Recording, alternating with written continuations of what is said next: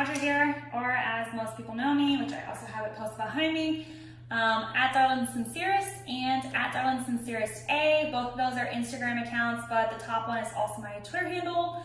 All other accounts are fake. I don't have a Snapchat under this name. I don't have a public Facebook for anybody to be my friend. So I'm going to kind of go into why I'm running basically two Instagram accounts, especially with such similar names. So about May of last year, my account at Darlinsincerest was taken down from Instagram after I had reported a bunch of accounts pretending to be me, using my photos. Some of them even used my name. Most of them just used my last name, which was still kind of odd. Because some of them would even use my last name as a first name and then have some other craziness. But I found a bunch of profiles on both Facebook and Instagram, and I wanted to try and get those taken down because I was like, well, that's not me. It's super weird that they're using my photos. I don't know what they're using my photos for.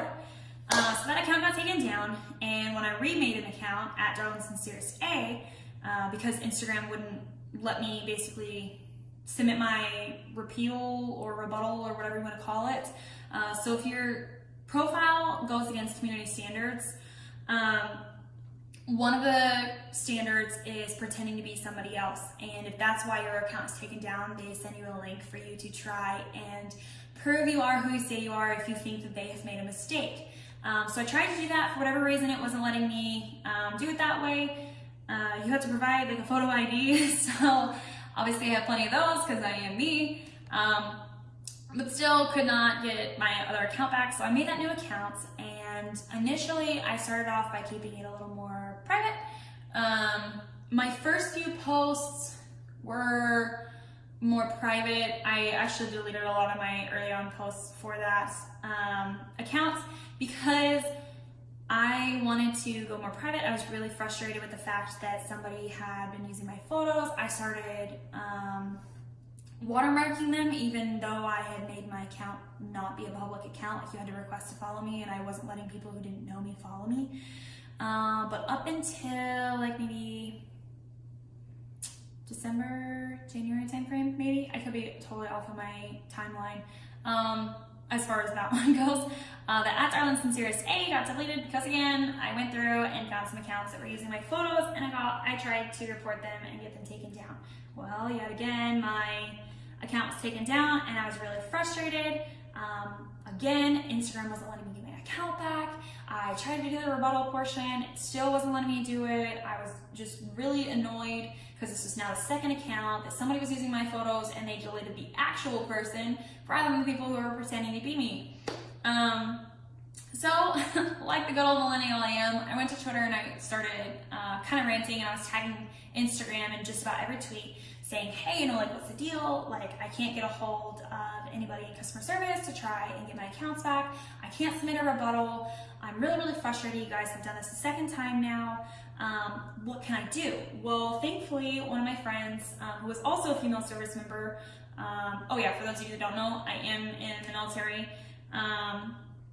but she was another female service member, reached out to me and said, hey, I had something very similar, and I was able to get my account back via this Instagram page. You should check it out. So for those of you that don't know, you should go follow this account. I highly recommend, even if you're not somebody who makes a lot of connections online, to still just kind of be up to date on the things that are being pushed out into the community online, different photos that are being used, different scams that are being used, because some of it, most of it, in my opinion, is pretty off the wallish, but some stuff is actually more believable, which is why they're so successful. But just make sure you follow the ScamHaters page. This is their ad right there. They have tons of examples of like what is happening out, like whose photos are being used, what scams are being used, how to avoid the scams. And then currently they're also trying to work on changing even some of the legislature that's out and about social media, and like basically being able to steal somebody's photos and pretend to be them. Like, how can we protect the people online without having to basically tell them, well, don't post online? Because we're in a digital age, it's not really all that realistic to tell them don't post online or don't have social media if you don't want somebody to steal your photos. I think it's pretty fair to expect people to just be good people and not steal your photos. So I just want to clear some air about some common scams, the ones that I have particularly seen regarding my photos and then even some of my friends' photos. I'm sorry, I shouldn't laugh, but some of these are pretty ridiculous. Like I said before, I'm in the military, but I am not stranded in a foreign country, unable to get home. There is always a return plan for all of these soldiers that we send out, and if not, they will never have the service member go on to Instagram or Facebook or Twitter and be like, hey guys, save me because the military won't send me home. I'm stuck here indefinitely. Like, that's never gonna happen. And if it does happen, I will eat my words, but let me tell you that they're not just going to abandon you in another country. I'm not paying for a surgery of any kind, not for me, not for the children I don't have, not for a spouse, parents, grandparents, any of that. I don't have some crazy sob story about, you know, my spouse died in this terrible car accident and my 4-year-old son needs heart transplant and I can't afford it, or whatever other craziness. I don't have any of that going on, okay? And anybody who's telling you that kind of stuff, that's a little bit crazy. As you can tell by the ring on my finger, and I think the photo is kind of cut off, but I am not single and I am not looking for love because I already found mine. But that's a really common thing that is usually tied into these other scams. In the bottom, it says in need of basically like gift cards to pay off a debt collector. I don't know about you guys, but I have never ever heard of a debt collector, a legitimate debt collector, accepting Amazon, iTunes, any other store's gift cards as a form of repayment. They tell you, hey, you either need to give me your bank account number for me to get the money from, or, you know, a debit card or something like that. Like, you have to provide them with normal means of paying off a debt. They're not going to accept all these gift cards and whatever else that people say, but the being single and looking for love is really, really common because they really like to, some scammers really like to basically build that moment of trust, that just like foundation to get you to trust them and think that you are either as far as in love with the person that you're talking to, or even just, you know, friends with them, because some of these scammers are basically just becoming really good friends with people and scamming them out of the goodness of people's hearts. They're like, yeah, let me help you how I can, and unfortunately they're getting scammed. So some things that you guys should watch out for. I wrote it on this card, but scammers will often claim to have like terrible service or the inability to take a phone call or video chat. Another thing regarding the video chat thing, sometimes they'll send you videos of them that basically are a voiceover of the actual person in the video, but someone else speaking over top of the video, so the lips won't line up with what words are being said, and they'll blame it on the terrible connection, and, oh, it must have uploaded funny or whatever else. You'll see, and this one is more so just it's in conjunction with the other ones, but speaking broken English, if like you're a US person that is a native speaker, and I'm not talking about slang, I mean like they're just having a hard time forming just like general sentences and stuff, and like their responses to you don't make sense, as if they didn't understand what you said. Now, there are ample people out in the world that don't understand English. That's totally fine. That's not what I'm saying. That's usually in conjunction with the rest of these, at least one other one. And like I said, they'll always have some kind of story as to why they can't talk to you. I think the craziest one I heard is that they're on this top secret mission and they can't video chat you or take a phone call because then that would compromise the mission. For those of you that are not military affiliated in any way, or just like don't understand how operational security works, if someone cannot take a phone call or a video chat because the sensitivity or classification of a mission or where he or she is too high for them to do that, they also wouldn't be allowed on Instagram or Facebook or Twitter or any other unsecure means of communication, especially to talk to some person that they've never met on the internet. One thing that a lot of these scammers will do is use a third-party application, and I just want to say I do not use any of these third-party applications to communicate, such as like WhatsApp and Telegram and any of those other ones. I don't use those. I have my DMs open in case anybody wants to speak to me that way. If they need to reach out to me, my email is also on Instagram if you need to do an inquiry of any kind, like if you don't feel comfortable just sending me a message on DM. But it can be very frustrating because, you know, with those apps, you don't have to have your actual phone number tied to somebody else. It's kind of that in between where you can talk to people via a text message, but actually it's a data app rather than just normal text. Like, you wouldn't know their phone number, but they might know yours, or vice versa. That you don't know, like neither of you know your actual phone numbers. So it's just a really common thing for scammers to use. So I gave you guys a little bit of what scams are happening, you know, how to kind of clue yourself into some of them, maybe even some ways to like avoid them. But here's why I'm making a video specifically, not just because my accounts have been taken down previously for other accounts pretending to be me and me trying to get them taken down, but also because of some of the messages I have received over time. So I've gotten some where, you know, people are just distraught when they find out that it's not me that they've been talking to, whether they think that we're in love, or maybe they've sent thousands of dollars, which has been the case in the past, to this person for, like I said, some sob story, and they're trying to figure out how to get that money back because the account was deleted, it was, you know, they blocked them, what have you, they've stopped responding, whatever. So I've gotten messages that are like really, they're upset, they're distraught, like, you know, their lives are maybe even in shambles because, you know, these were large sums of money. I don't know about you guys, but I don't have thousands of dollars. I can just be like, here you go, random stranger, like have some of my money.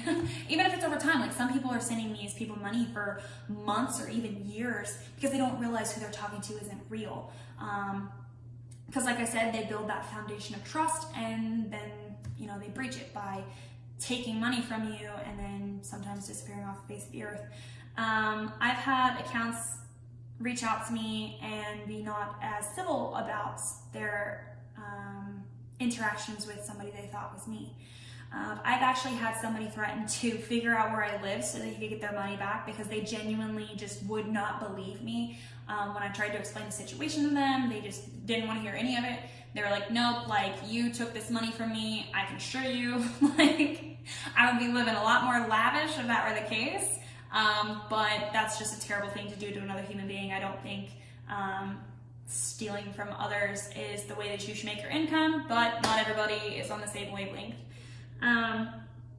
Additionally, like I wanted to use a positive platform on social media to just kind of put more light into the world. I mean, you can scroll through any social media app, you can you know, watch the news, anything like that. If you want to see something negative, it won't take you long to find it, you know? And so I was trying to use my platform to be more open about positive things and even things that aren't necessarily positive, but how I'm working through them in a positive way. So anybody who follows me on Instagram and has for a while, and even Twitter, I try to be fairly transparent about the things that I'm doing, the journeys that I'm on. Right now, it's March of 2020, and I'm working on getting back into better shape. I'm dealing with some injuries and stuff, and some other issues that have been something that I've allowed to inhibit me from being where I want to be in life. And that's one of my journeys that I'm trying to, you know, share, because you never know who you could positively impact in the world. And so that's what I'm basically, I decided to go ahead and be public with both of these accounts because, I mean, you never know what somebody's going through, and maybe it's as simple as they DM a stranger who has posted about going through something and they say, hey, you know, this is what's on my mind. You don't have to respond, or if you do, like, I need some advice. Sometimes it's nice to just be able to talk to somebody about it who's been through something that you've been through and feeling like you're not alone, because I've been in a place where I felt like I was alone and I wasn't. There was people absolutely there for me. I just couldn't see it. Because sometimes your mind plays tricks on you, you know? But nonetheless, I wanted to use my platform for something positive, and unfortunately people took advantage of that. Now you could say, oh, you know, you need to make your profile private if you're gonna have it. If you don't want people using your stuff online, then don't post it. But I think that's kind of the wrong mentality to have, and that's kind of another reason why I wanted to make this video.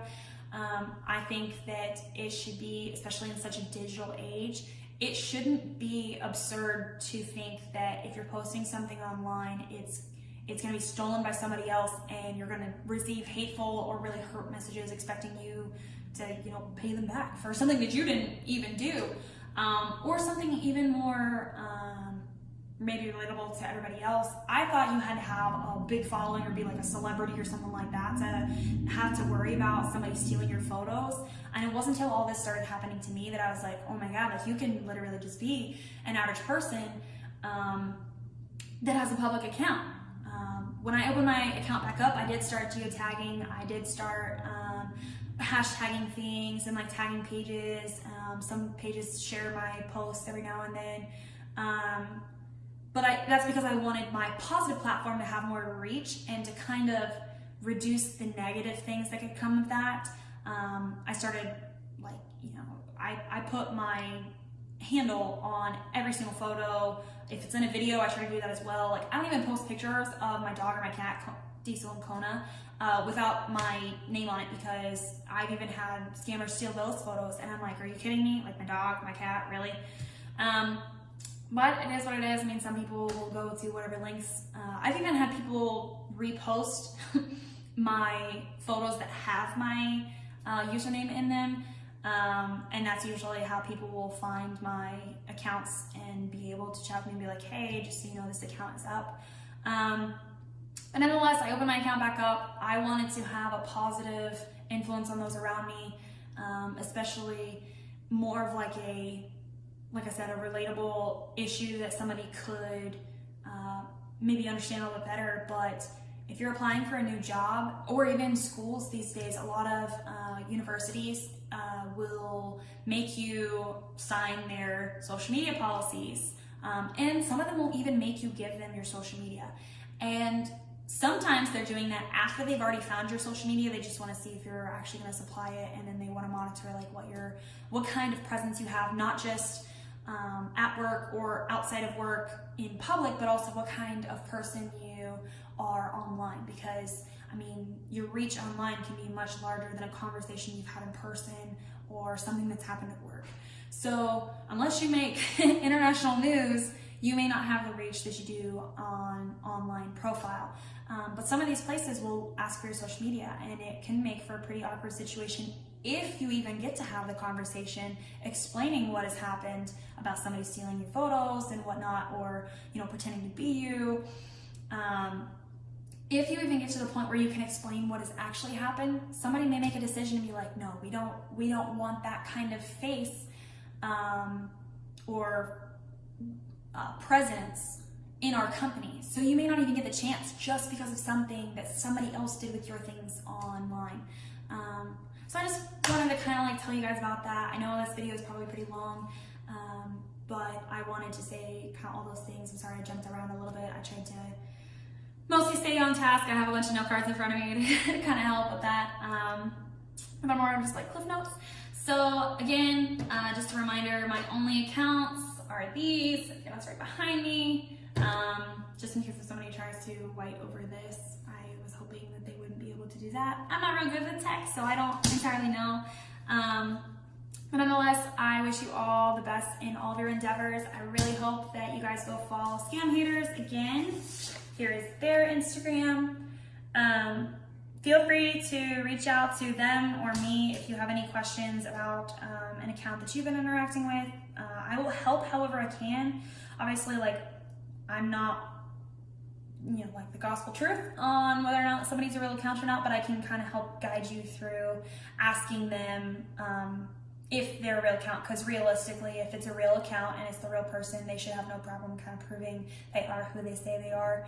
But you never know in this day and age. You never know entirely what's online. So just basically be cautious of who you interact with. Another huge thing, just don't let the fear of what other people are doing with their time impact the amount of happiness that you can have. Because like I said, I'm not really anybody big, and it deeply impacted me when somebody stole my photos. And maybe even not something, you know, like stealing the photos, but just anything. If, you know, you're having a negative time, please reach out to me or anybody else that you think is within your support system. There's also a lot of free anonymous resources online. You can text, you can call, you can email, you can even do like basically like a chat dialogue box with some companies. They'll have like 24-hour people ensuring that somebody has somebody to talk to. So if you ever feel like you need to talk to somebody, please do. Feel free to reach out to me as well. I would love to hopefully be able to help you through something if it's something I can help you with. But I wish you all the best of luck in all your endeavors, and I just hope that you guys stay aware. And please, please, please pass on the word about some of these issues. Please follow their accounts. But yeah, so have a good one, guys. I'll see you when I see you.